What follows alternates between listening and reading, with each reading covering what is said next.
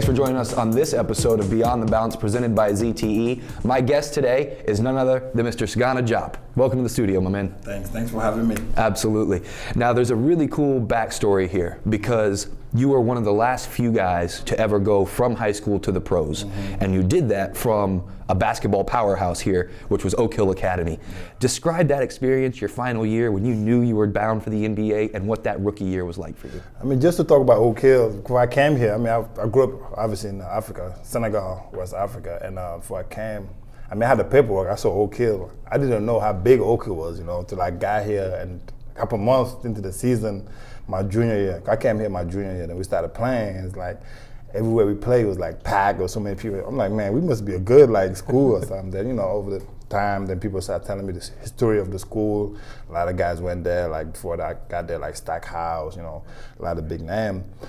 I mean, my story is kind of crazy because when I came here, I mean, growing up, I take you back. Growing up, I was more into soccer because back home everybody plays soccer. I never really played basketball till I was 14 because I was so taller than everybody, and they kind of have to force me to play because at home at that time it was basketball was for girls.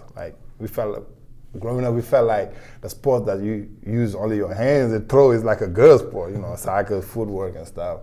But I got into it and I fell in love with the game as soon as I started playing home. I came here my junior year, really looking for a scholarship to go to college. I wasn't even thinking about the NBA. I mean, just telling the truth, it wasn't my dream or nothing. My goal was to get a scholarship at college, get a degree, and I don't know, be a doctor or something.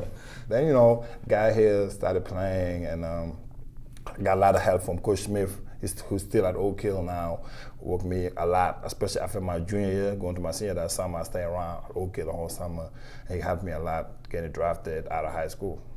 Now, your career after Oak Hill is one that a lot of people remember, especially here in Dallas. Definitely. Whether it be the song and that playoff run, dun, dun, dun, dun, dun, DeSagana Diop. But, you had some amazing coaching throughout the course of your career, be it Larry Brown, Rick Carlisle, Don Nelson. I mean, you experienced a lot of really solid coaching.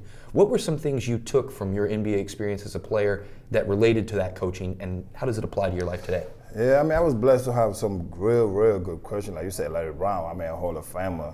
Even Avery Johnson, who's still around the game, coaching college now. Rick Carlisle, I mean, Paul Silas, the list goes on and on. And having some good teammates too, man. I mean, my rookie year coming into the league, being an 18-year-old kid, I mean, 2 years removed from Africa, didn't know much better about the lifestyle and stuff. Had a lot of good teammates like Zaduna Iguskas, who's my mentor, who I still talk to this day, just helping me about learning the game, especially off the court. I think a lot of guys when they come out of high school, that's the thing that I get caught up with, the off the court stuff. And I had those guys just like this Big Z, Carlos Boozer, they really helped me, take me under their wing, try to teach me, the lifestyle in America. Because like I said, I'm only 2 years removed from Africa, I don't know much better. And I was in Oak Hill, in the middle of nowhere. I mean, it helped me a lot, learning the game for coaches like Larry Brown. I mean, I was just telling Justin Martin today in practice, he played for Larry Brown, SMU. He used to always say, run with the ball, run with it, dribble, stuff like that. You just learn from it, and it helped me a lot in my position I am at today. And that position now finds you as an assistant coach with the Texas Legends. This isn't the first time you've coached. You actually coached under Eduardo Nájera here a couple years back, now Nick Van Exel. What's this experience been like for you, and how have you grown by being able to compare your life as a player to now your life as a coach? I mean, it's funny because as a player, I mean, actually, I'm never going to coach, man. Coach is a lot of work. Well, you see assistant coaches or head coach, they're in the gym all day. It's more like mental, watching film, trying to, see what the other team do best so you can stop it. So I'm like, man, I'm not doing that. Then I retire, I stay home. I'm like, man, I'm bored. I reach out to Donnie and Eddie, who I played with in Charlotte, and they was real nice to let me come in last year, learn a lot under Eddie. And this year with Nick, I love it, man. I love it. Even though it's more time consuming, watch film, all that stuff, but I love it. It's I never thought 5 years ago I would be at this position I'm at. And that passion shows because you're asked to do quite a bit here with the Legends, but one of your specific projects is Mavs second-round draft pick Satnam Singh, who you've referred to as your son or your baby brother at times. And his story is similar to yours in that he came straight from the high school court into an NBA-type environment. So what are the things you're trying to impart to him and teach him as he now enters the first full year of his professional season. Yeah, like Saturday, I call him my son, man. Everybody, that's your project. Like, that's my son right there. I work with him on the court, even off the court, like I say. But Big Z did with me.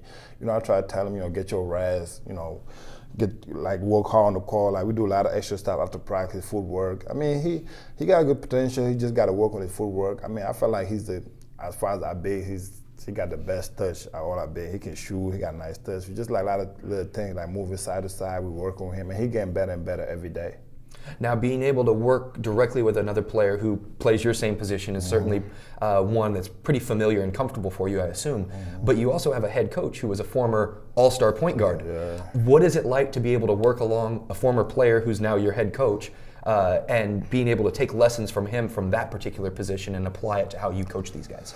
I mean, it's great because Nick is great, man. I mean, he's definitely a player coach. Like I say, these guys, man, I have some coaches back in the day. Like, Nick is definitely a player coach. Like, he's reliable. But we work a lot. Like, we get here early before practice, we watch film, and like just seeing his vision, like you could tell he was a point guard. You know what I mean? Even like sometimes with us being ex-player, we get caught up. Like, why they don't do that? But you got to come back down and like, they in the development. We got to get them better, work with them, like how to make a bounce spot, little stuff like that. And Nick's real great with the guys. I mean, the guys respect him. And I feel they love him. And we have a lot of group of guys that listen and do whatever we tell them. Well, whether it be coming from Coach Nick or from yourself, two guys who are known to give back to the community and you yourself involved heavily in the Basketball Without Borders program, what are some of the character traits that you're hoping to apply to this locker room and apply to these players more so than just learning how to shoot or learning proper footwork? What are you trying to teach them on the inside? I mean, I feel like we're in this position we got this gift to play basketball, but we can do so much better, off the court. And that's the way I was raised, and that's what I try to do with my camps back home and going to Basketball Without Borders. I was involved with nothing but nets, all that stuff, just try to help out. And we got the organization do a good job. Like the 2 years I've been here, we got great guys in the locker room, and they're willing to listen. Just try to tell them, man, it's more than just playing basketball. Because you guys are like role model to a lot of kids out there, and you try to get outside in the community, try to help out, do much as you can just to raise awareness to whatever the cause is, This team currently is bound for the playoffs. Granted, we're only 2/3 of the way through the season. 3 All-Stars named to the team, ready to compete in Toronto. What does it mean to you as an individual coach to say, hey, we're doing things the right way, our guys are doing well in the community, they're playing well on the court, and they're getting the recognition they deserve? What does that mean to you? It's a great feeling. It's a great feeling as a coach, something like I never, until you be a coach, you don't know how you feel. And see like 3 guys named All-Star, man, I was the best. When we got that news, it was great. It just showed that we still got a lot of work to do, man. We just got to keep working with them guys, get that better, but still a great feeling as coaching staff. That show all the work we're doing is paying off. Getting there early with the guys, doing the fundamental, the basic stuff.